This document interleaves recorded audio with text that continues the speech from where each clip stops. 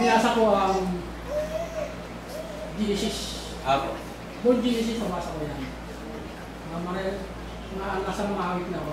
Ngayon, hindi ko nabasa ang kamatayan ni Cain, ang kamatayan ni Eva, ang kamatayan ni Abel na Moses ang mayroon. Pero hindi ko na ang kamatayan ni Eva, wala. Ang kamatayan ni Adan, mayroon din. Bakit hindi nakasulat? Yun po kasing word dito na nakalagay na may nakalagay dito, ito yung pinakasusik dito sa Genesis eh. Yung chapter 4 yata yun. Hanapin ko ba? Kasi hindi naman siya naisulat, hindi siya naisulat lahat eh. Ayun o.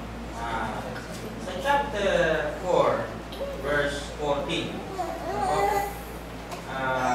Narito ako iyong itinataboy ngayon mula sa ibabaw ng lupa, sabi ni Cain.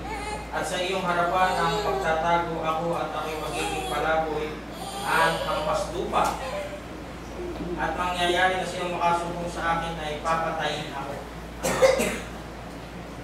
Hindi pala yun. Yung mga word dito na nakalagay na and it came to pass. Yun po. Yung mga word na yun, yung makita and it came to pass. Yung mga salita po na yun, doon lumakad na yung panahon, may mga hindi to eksaktong pagkakasunod-sunod eh. Yun pong lumipas na yung panahon, doon na naganap yung mga bagay-bagay. Kagaya yung pagkamatay ni Cain, alam ko, sinabi ng Diyos siya, may papatay sa iyo eh. Dito sa huli, sa 23, ng 4:23, at sinabi ni Lamech sa kanyang mga asawa, kada sila pakinggan ninyo ang aking tinig, kayong mga asawa ni Lamech ay makinig ng aking salita sapagkat pumatay ako ng isang tao dahil ako'y sinugatan. Yung napatay na yun, ang sabi, ayon sa mga scholars, si Cain yun. So hindi na nilagay na si Cain. May mga lumipas kasing mga word dito na nakalagay na and it came to pass. Sa 4:8 bro. Bro? 4:8. Tingnan niya po natin. At yung sinasabi ni Cain sa kanyang kapatid na kay Abel at nangyari nang sila'y nasa parang ay nagtindig si Cain laban kay Abel na kanyang kapatid at siya kanyang pinatay. Ito ba bro? 4:8. Marami po yun dito sa Genesis, kaya yung pinaka-keyword dito na hindi natagpuan kung sino yung asawa ni Cain dahil doon sa word na and it came to pass. Lumipas na yung mga panahon, hindi nitali na isa't isa. Pansin nyo rin po, ito pa isang palaisipan dyan. Kung ang anak ni Eva ay dalawa lang, si Cain at si Abel, paano gumamita? Sa chapter 4, sila lang yung binabanggit. Sila nabanggit. Opo, puro lalaki. Nagkanak pa sila ng marami. Yun po yung and it came to pass. Opo, lumipas na yung mga panahon, marami na naganap. Kinuha lang nung writer nitong si Moses kung ano yung sinabi sa kanya na ito ilista mo. Kaya nakakapasok dito yung mga hidwang pananampalataya kasi pinalalabas nila na meron pang ibang taong nilalang ang Diyos na naging asawa ni Cain na nakita niya doon sa Nod. Ay hindi. Ang nilalang ng Diyos, si Adan at Eva. Maaaring nakita niya raw kamag-anak din niya o kapatid niya. Kasi sa chapter 5, hindi dinidetalye. Sa chapter 5, nakalagay po dito, ito ang aklat ng mga lahi ni Adam. Kaya sinama rin na. Lahi niya. Nang lalangin ng Diyos ang tao sa wangis ng Diyos siya nilalang. Lalaki at babae, silang nilalang. At sila'y binasbasan at tinawag na Adam. Pasinin po ninyo, yung pagkakatawag doon sa lalaki at babae, ang tawag Adam. Adam. Dapat pag Adam, si Adan lang. Hindi. Sa Bible, yung lalaki at babae, tinatawag na Adam. Ang kanilang pangalan ng araw na sila'y lalangin. At nabuhay siya. 4. At ang mga naging araw ni Adam pagkatapos na mapanganak si Seth ay 800 taon at nagkaanak. Ayun o.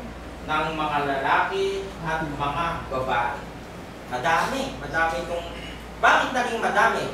Binasbasan ng Diyos yun eh. Hindi po pwede na hindi makakanak si Adan o si Eva na ang magiging anak lang ni Eva si Cain at Abel pareho pang lalaki, hindi dadami yan.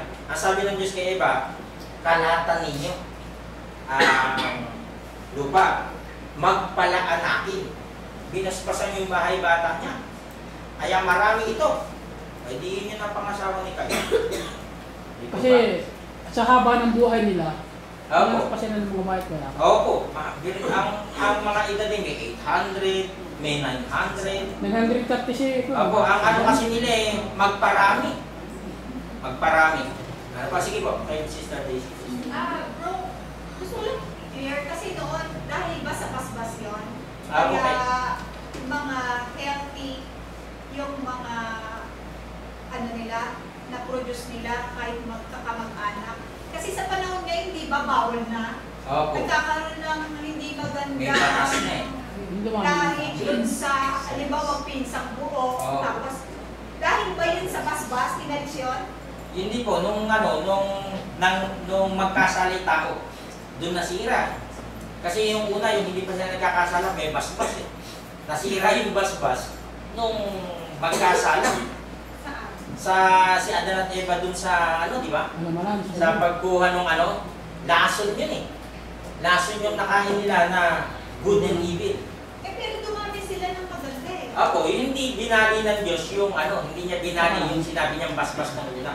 Nagpatuloy pa rin. Pinalis niya yung basbas na yun ngayon. Nung sinabi niya ng hintunan na yung parang, pansinin niyo yung mga babae ngayon. Huwag ma-offend yung mga babae na ano nangyayari ngayon. Maraming may pikos. Di putol na ngayon ng pagdami ng tao. Marami ang mga sakit ng mga lalaki. Marami sakit ng mga babae. Marami yung mga may mayoma. Ano po? Halimbawa lang po yan. So doon pa lang putol na, hindi na nadami. So makikita natin, may mga nangyayari po sa atin na pagsasangguni natin sa Bible, hindi na niya maidetalye. Pero makikita natin yung plano ng Diyos na talaga namang nandoon yung mga plano niya. Ano po?